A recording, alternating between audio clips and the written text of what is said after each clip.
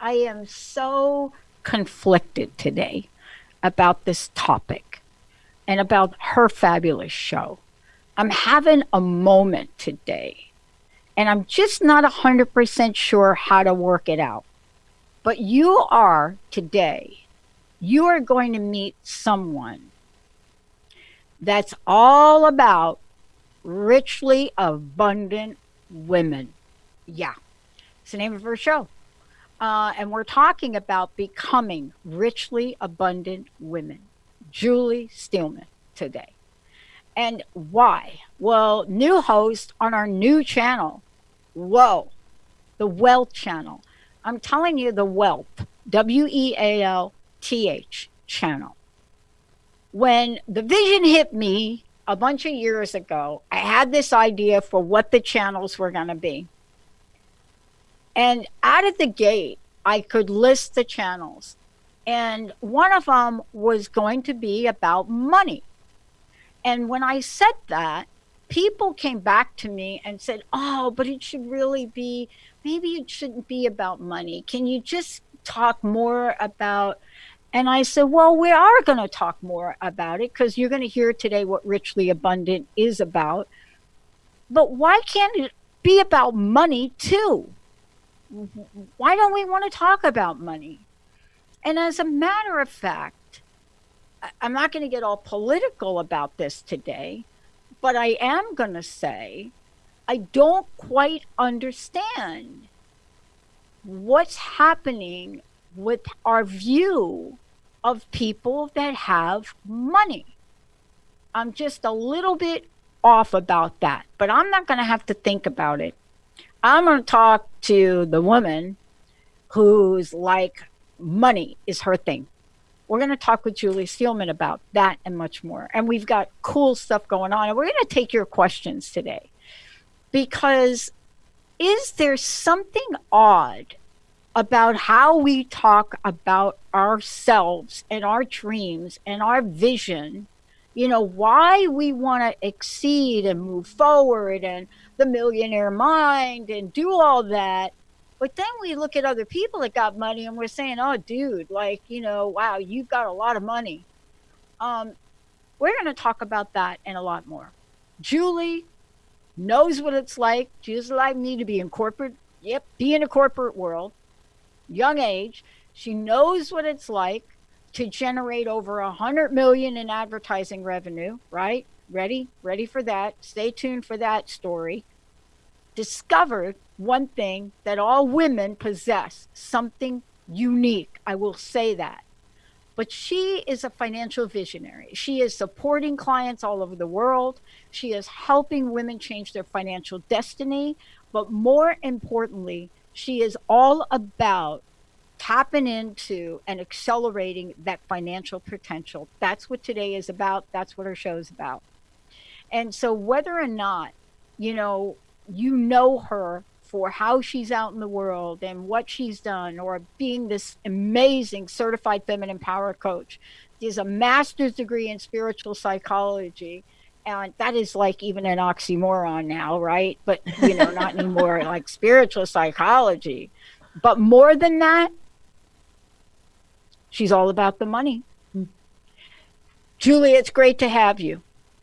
Dr. Pat, it is so amazing to be here with you. We've been canoodling behind the scenes for a while, so it's fun to actually, come out in public and talk about what we've been talking about. And I love that everybody wanted you to do a wealth channel, but you weren't supposed to talk about money. I didn't That's the understand problem. that. I I know. And do you think it's a problem? I mean, Yes, I want your it's opinion. huge. Yeah. It's one of the core beliefs, especially women and all people. There's this undertone, and people have forgotten about it, and it's hidden in the unconscious now because it's kind of so old that they've forgotten about it. But one of the biggest core beliefs is it's not okay to focus on talk about money. It's rude, it's awkward, you're greedy, you'll do something bad with it, right? Money's the root of all evil. Not supposed to talk about it, not supposed to want it. Like, that's one of the things you and I've talked a lot about that we're going to change with my show, is like, this is going to be a safe forum to talk about money, because we're going to talk about money. Well, I got I got into a little tiff, let's call it, over the weekend, with a couple of people, and I really thought about this a lot because I come from, look, me. Yeah. Talking about being a richly abundant woman today is so different than anybody from my past even imagines, right? Yes. They thought I died on the streets of New York being homeless, right? They're like, Right. dude, is that like really you? Are you Pat from Plainfield High School? I'm not, right? Right. Or you were a shrew or a black widow or something like Oh yeah. either end of the spectrum, you couldn't Either win. end. Either You or couldn't win. you Yeah. you didn't really earn your way up to the top. That's right. You How'd she get didn't it? get that. You Yes. you must have been like that movie that was just out, right? That I love Shirley Theron. I love her. Yes. Um but here's what I'm really curious about today. I want to talk to you about why money is your thing, but I am really conflicted. And I got into it a little bit over the weekend. And I was talking to my friends, and they were. I'm not watching much of the politics. I stay on top of things because I'm invested in my country and I'm invested in what we can do for women, Yeah. especially. Yeah. But I heard something fascinating to me, and I said to my friend, because they always at me about being from New York. They're like, da da da da. Yeah. Yeah, New York spends 450 million on his campaign, and I turned to my friend and I said, "Well, I don't get you. I mean, why weren't we talking about this guy when he spent 80 million on what you want to talk about, congressional seats, and nobody beat him up and said, oh no, don't do it." So here's the thing that I want to talk to you about. Women in general seem to have this reputation about not wanting the money to be part of their conversation. Now, that is a big stereotype there that I'm giving you, but this is the money thing. Why is money your thing? And where do you stand about the conversation about money and abundance with women? Okay, well, those neither are small questions. So thanks. Well, I'm not saying the rest is for you to take it away. Yeah. Well, no, I love that you're asking that. It's like, at the end of the day, I didn't set out for money to be my thing. It goes back to when I was 7 years old, every Sunday night watching Mutual of Omaha's Wild Kingdom, and a little kid was like, you have to go to Africa before you die. And, later coming to realize that was actually a direct instruction from the universe. And no joke here. And I knew, looking at my family and considering my circumstances, that as a woman who came out of the womb with her core value is freedom, that the only way I was going to get to go to Africa, given the context of my family, was if I had my own money and my own time. And that was when that decision was made. And it was a right reason, right? It was all about, I have to go there before I die. It became that compelling. It was a soul calling. It really, no joke about this. And then when I timeline my life, all of my decisions were oriented around that decision. How do I work smarter, not harder? My father was all about, you get into corporate, you apprentice, you work your way up. He was a depression baby. They had a different context for what work was for. And I went in, and that was my whole orientation, was, how do I get to financial freedom? How do I get to financial freedom? Because if I go to Africa, I don't want to go for a week. I want to go for a while. And, then I chose a career in sales. And then that kept driving me. And then these mantras kept showing up. It was like, the more I make, the more I keep, the faster I get out of here. And it seemed like a pipe dream. I didn't want to be in an environment where people were telling me what to do. And in December, they would decide if I got a 4.5% raise. I wanted to be at cause and effect for my own income. And that's why it mattered to me, because I didn't want any person, place, or thing to have leverage over me. And that's the stand that I am about money. I'm unapologetic about being financially free. And I want to lift anybody and everybody else up who wants it for themselves. And no judgment if you don't. But I think the difference is that it became a point of sovereignty. meaning that it became about listening to my inner world and following my own inner guidance, regardless of what the world, society, family, the common assumptions about money, wealth, and prosperity being thrown at me. Well, if she's rich, then, she slept with somebody, or, she's a gold digger, or she's a shrew, or somehow she got it in some way that was, dishonorable. Like all of that stuff, it really comes from old patriarchy's assumptions about the Holy Mother, right? We can root it all back to that stuff. And that's a whole other conversation. We'll Right. save that for an episode, right? Right. Save that because it's a good one, though. It's a big deal. But, it's hard for me to have this mixed feeling, right? About what, is some money okay, but now let me tell you, some money is okay and some money is not. And let me tell you what I mean about this, and maybe you can talk to it. Yeah. And Benny and Jessica, we're going to skip the break. Here's what I mean. Making money for selling women into slave trading, no, that is not a thing. That is not a good thing. But I got to tell you, it's still money. Yeah. But that's not what we're talking about today. No. We're talking about richly abundant women. I want to ask you, tell us what that means for you. Yeah. Tell me what that means, because I think only from your lips will we understand why this is important to embrace this side of ourselves. Yeah, I think richly abundant women is really, it's a posture, it's a way of holding oneself.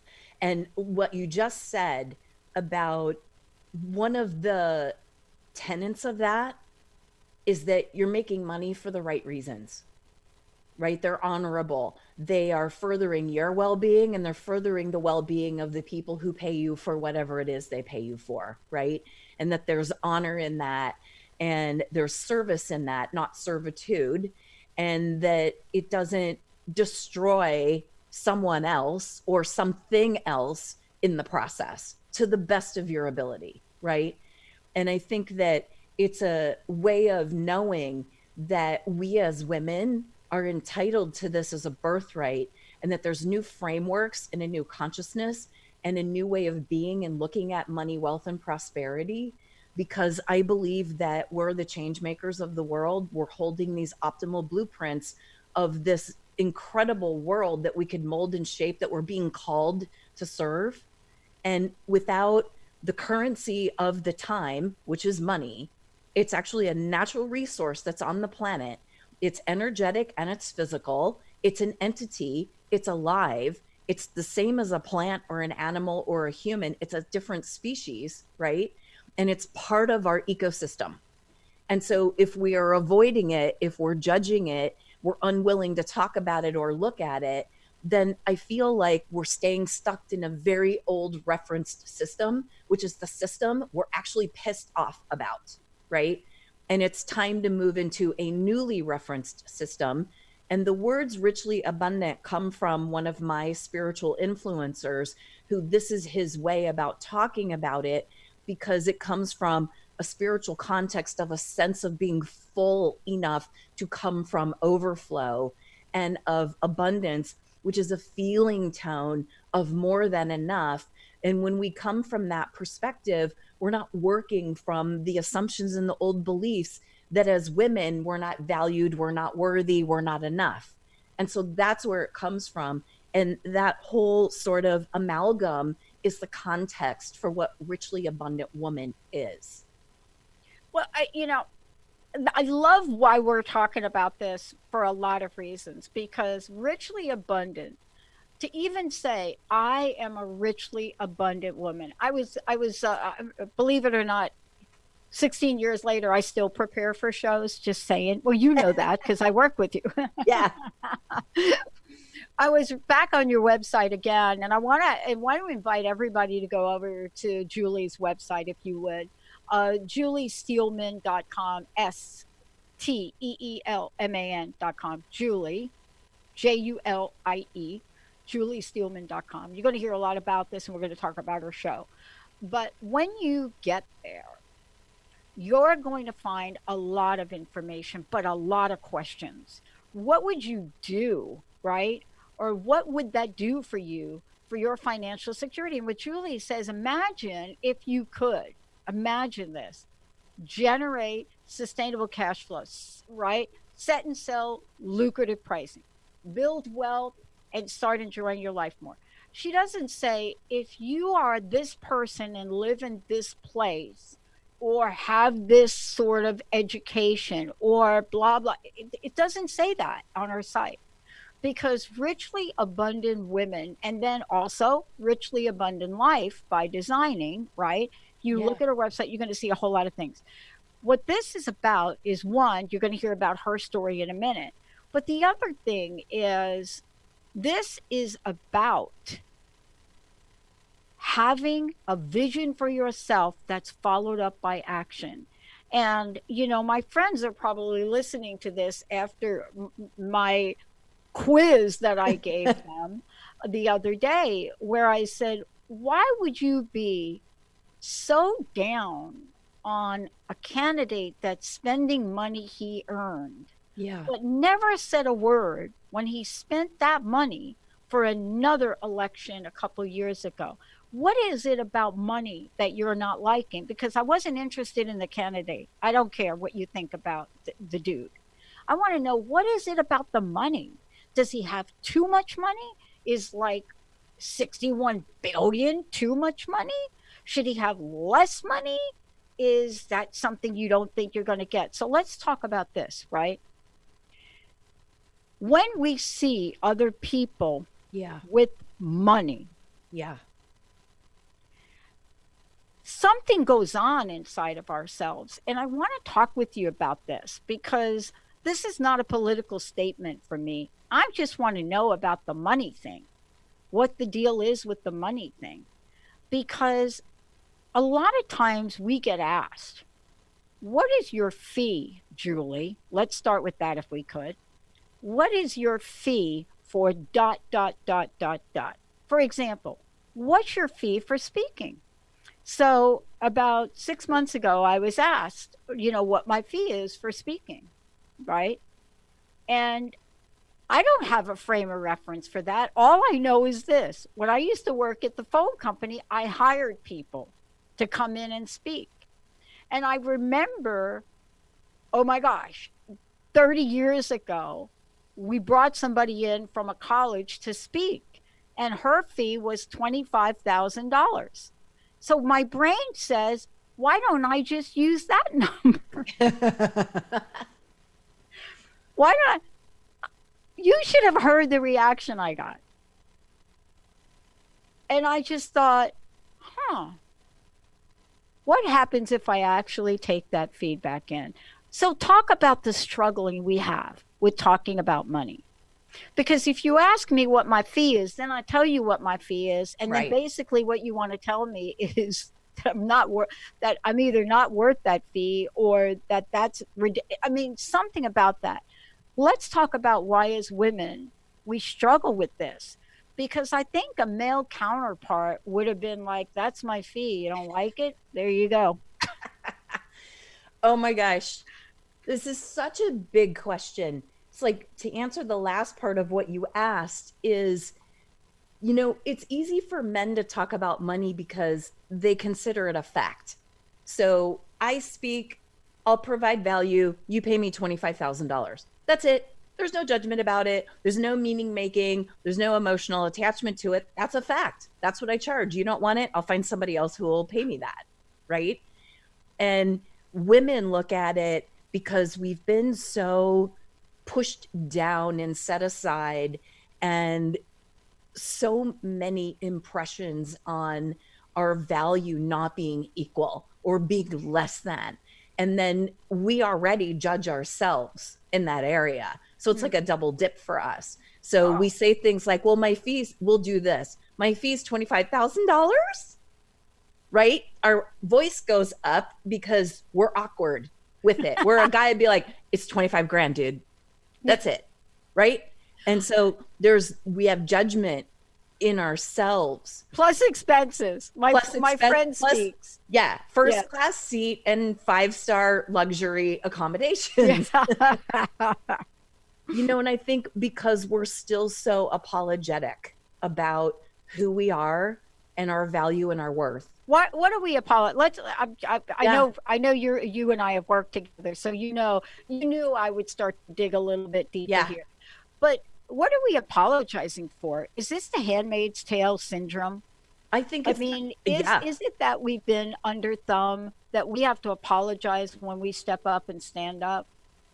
I think that there's been so lacking of support, Mm, women to women, especially women in society, women in their cultures, women in particular in their countries. And I think we're Gary Zukav in Seed of the Soul writes about this. And I think this is brilliant. This book was published how many years ago? yeah, And it's still applicable today, that yeah, women's identification with money is based on the archetype of marriage. Whether they're married, whether they're single, whether they're widowed, whether they're gay, or whatever their circumstances are, there's this overarching belief system about that we somehow are supposed to fit into this role, and then we'll be acknowledged and rewarded, not paid, but acknowledged and rewarded in that role. And so there's this consciousness about still being in that role, and that we have to barter in some way. We have to give us something.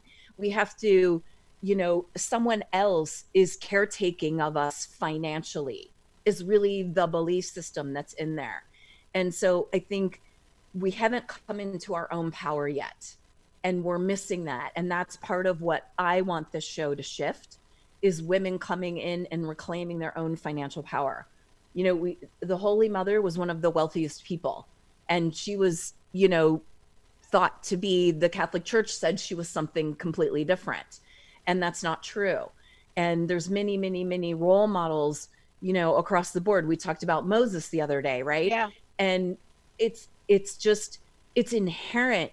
And the thing that gets me is that if we really sat and look at these things, these are assumptions that have been imposed upon us. We actually haven't ever proved it to be true. We just decided to believe it. Yeah. And because I want to talk about this when we come back, because we have decided to believe it. And I got to give my dad a lot of credit for a number of Mine too. things. Yeah. But I got to give my dad. Now, my dad went from being a fairly wealthy kind of dude to losing everything. And that's a whole nother story. But for my dad, people would ask me, when you talk to your dad, what do you know? What does your dad say? Because I had a really strange relationship with my dad. Do you know what the question was my dad would ask? The first question he would ask me every time I called. I'm telling you, with that, like 100%, like not 99%, like 100. How much money are you making now? How, in a nice way. Patricia, how much money are you making now? Oh, that's so good. Right? Why would my dad do that? And why didn't I mind answering that? We're going to take a short break. When we come back, you're getting a sneak peek on what's to come from Julie Steelman. This is why we created a wealth channel and completely redesigned how it looks and it feels as we get ready to reveal our new technology here. But what is it about us that this year, 2020, is the year? And I'm going to say it, Julie, so you got to help me when we come back. Yeah. We got to show me the money in the cash flow. In the cash flow. I'm not talking about like the gross, the cash flow. And here's the question for Julie. Why is it when women entrepreneurs start a business, and I am so guilty of this, oh boy, we do not pay ourselves first? Let's take a short break. I've got to give all this to Julie. Let's take a short break, everybody. We'll be right back. Julie Steelman is in the house. We are taking your questions about the money and the wealth and being Richly Abundant, 1-800-930-2819. We'll be right back.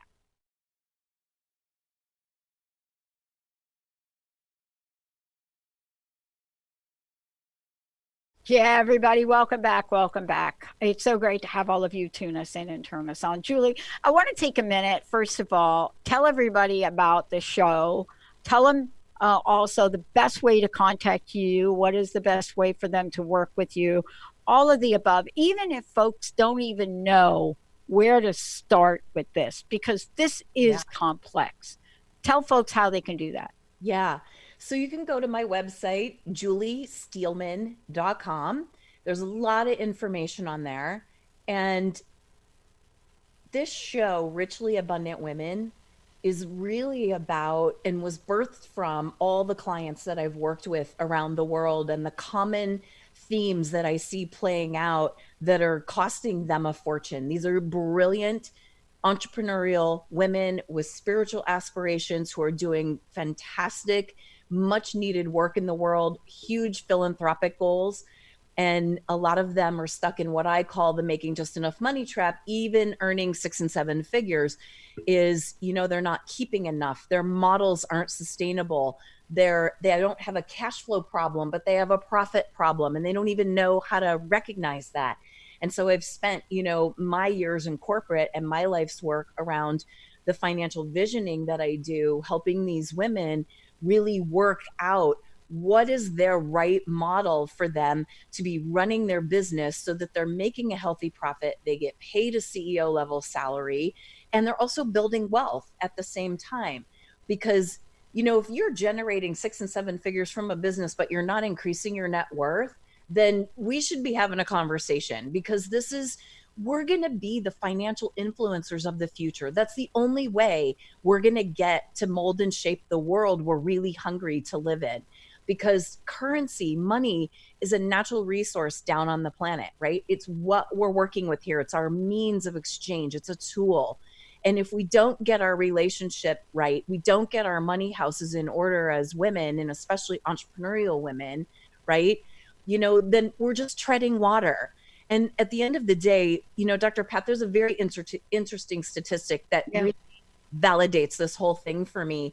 It came from Aon, which is a global financial services firm out of London, and they published it little less than a year ago, March 2019.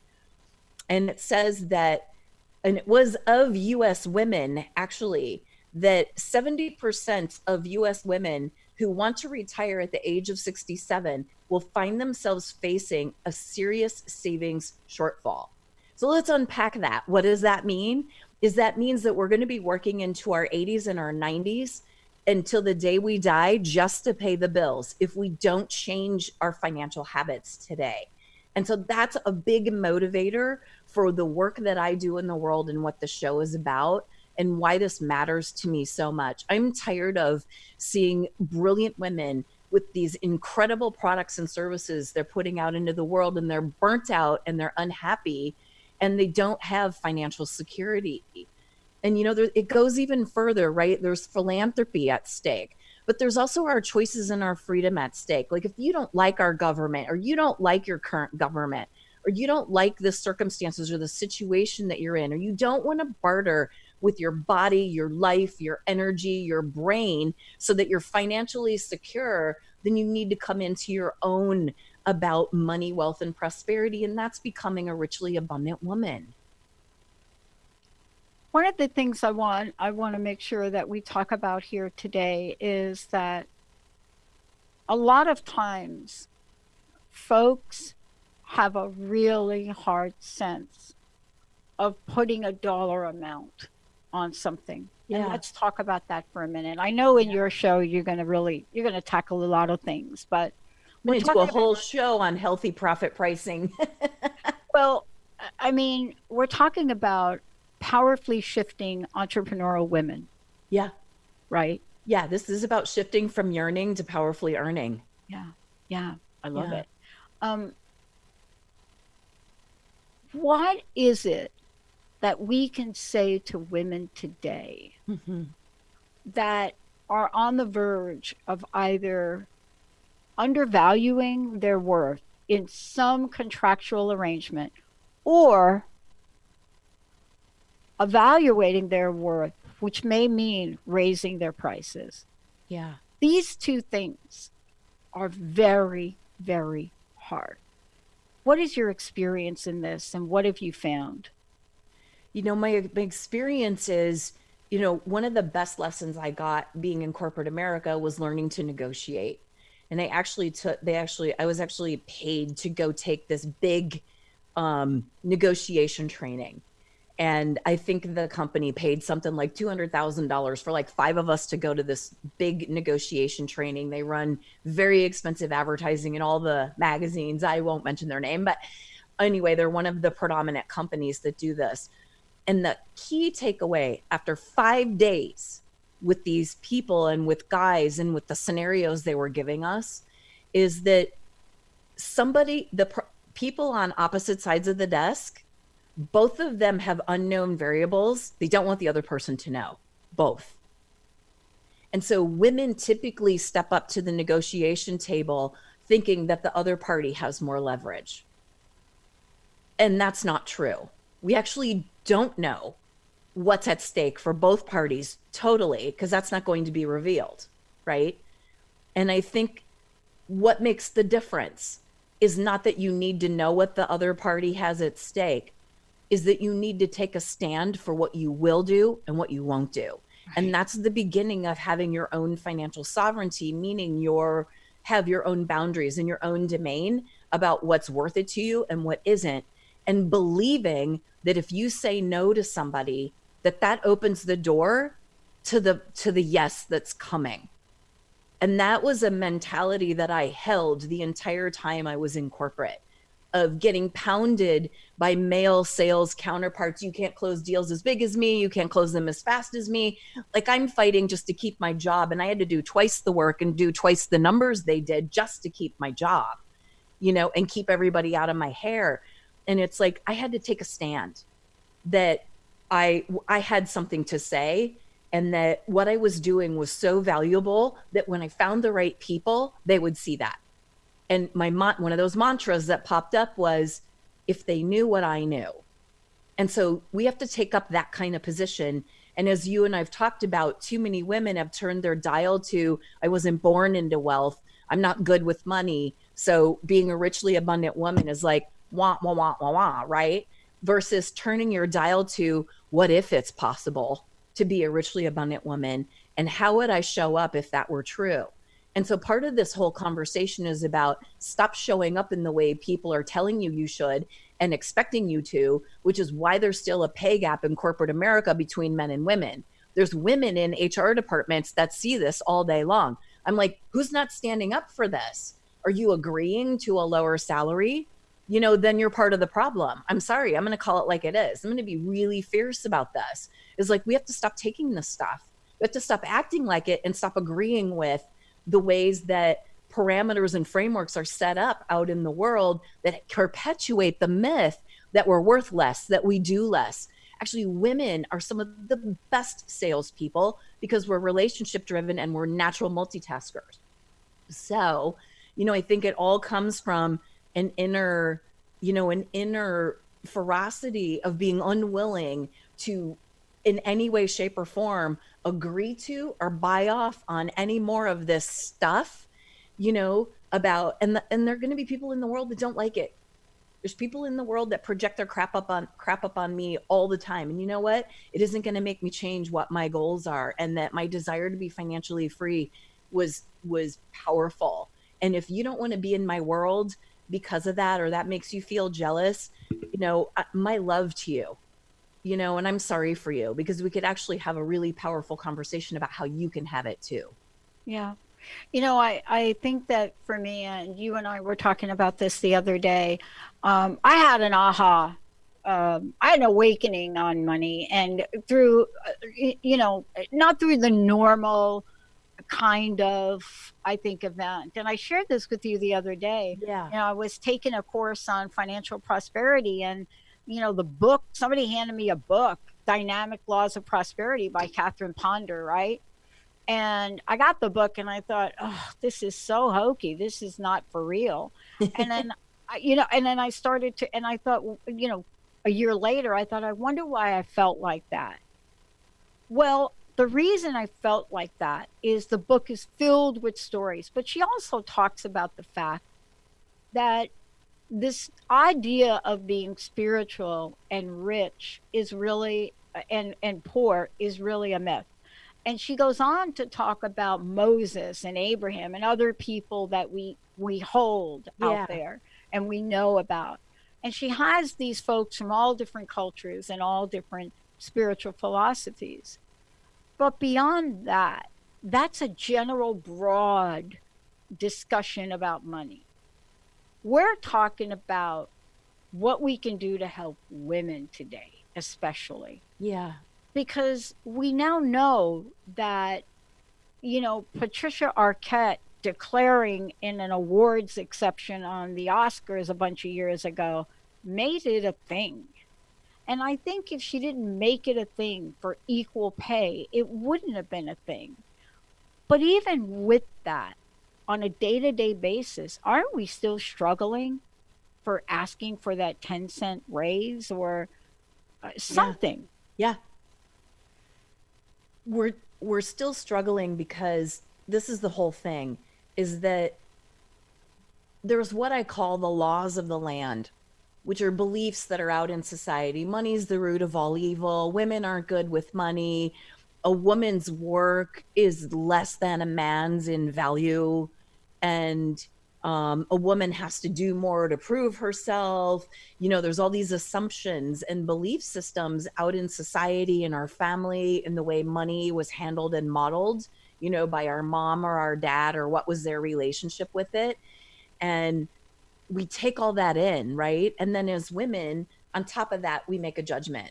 So let's say it's one of the beliefs, it's not okay to talk about money, not okay to focus on money, really common underbelly, Yeah. not okay to focus on money.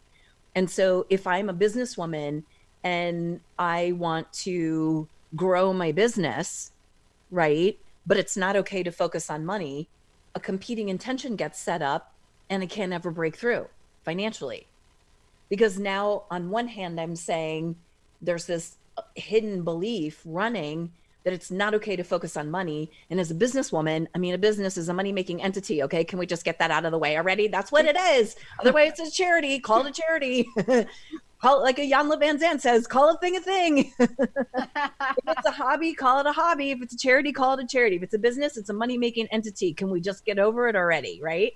And so if we have a business, we have a money generating entity called a business, and we have this hidden belief, whatever it is. Let's just use the example of it's not okay to focus on money.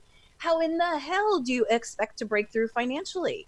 Right. Because those two things are collapsing and canceling each other out. They're occupying the same space. And if we could, I'll share you a quick story. A friend Yeah, of please mine, do. she was very stuck in this, and she called me sobbing one day, and she's like, I make a lot of money per client, but I hate the enrollment cycle. I hate selling, but that's a part of how my business generates money. But I hate it. Something's wrong here. Help me out. And I said, well, first of all, what is it that's important to you? And she started telling me her mission and her purpose. And when women go through her program, how their life is different and it means everything to her. Oh, And I said to her, what did someone say to you as a child about money? And she said, my mom told me it wasn't okay to talk about money.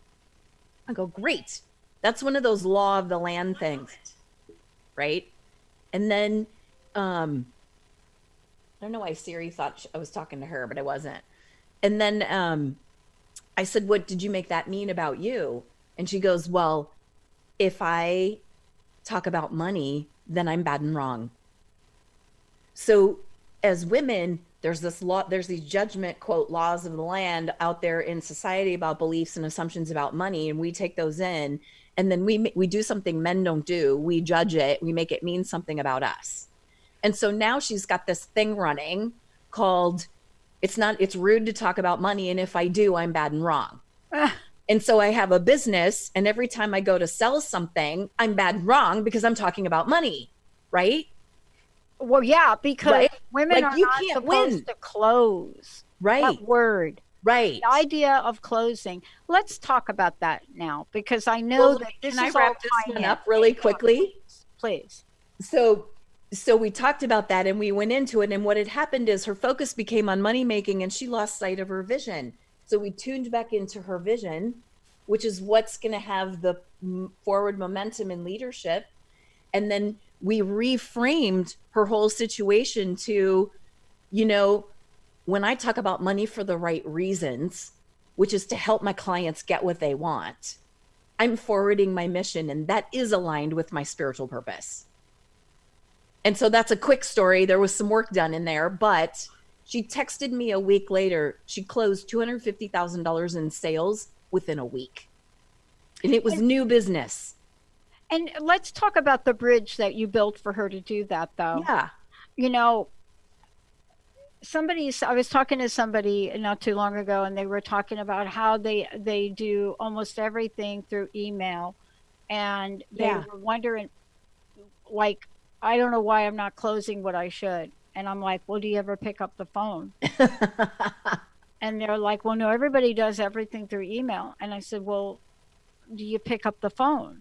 Yeah. Well, only when we do like the call, we get a first call and then maybe a review. I said, you don't pick up the phone and call them and say, hey, you were just on my mind. Can you talk about that? Because I think it is all part of a money issue. And if you've got a money issue about picking up the phone and calling a potential client, doesn't the energy of that affect your bottom line? I think if you're doing it that way, it's probably costing you a fortune, because especially if you're selling a high ticket item, the thing that people don't understand, they think that it's a sales problem, and potentially it is, but it's a lack of awareness about how buyers buy and what trips the brain into getting out a credit card and saying yes. And there's a specific way of doing that. And it's why I wrote a book about it called The Effortless Yes, is about understanding how people think when they're making a buying decision.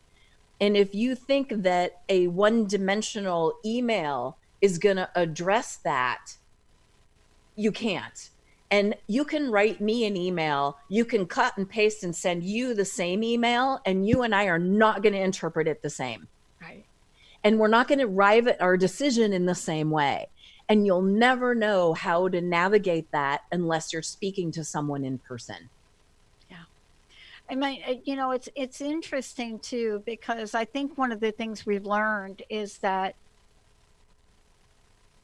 there is a level of fear or something that holds people back. Just picking up the phone, and Yeah. saying to somebody, "Hey, I know you're doing whatever you're doing, but I was just thinking about you, and I can't wait to work with you." But something like that. There's something about not wanting to actually call people, even if it's leaving a message. But isn't that part of what we're talking about today and the work that you do is to create that shift for women? Yeah. See, all these things that you're bringing up are symptoms of the same problem, which is you're not owning, embracing your value and your worth as though your life mattered to it. As though if like when people ask me what I do and what I'm for, and I'm in an enrollment conversation, about how we can shift someone's business model or their pricing or get them profitable or developing wealth from their business, is like, I know, I know that that will change your life. It's up to you to be willing to meet me. There's nothing compromised here in my belief system about what I know is possible. And so we need to show richly abundant women show up fully in their value and their worth. They don't apologize for it. They don't discount around it. They don't slide it under the rug, and they don't view themselves as bragging. They view themselves as offering a contribution. Yeah.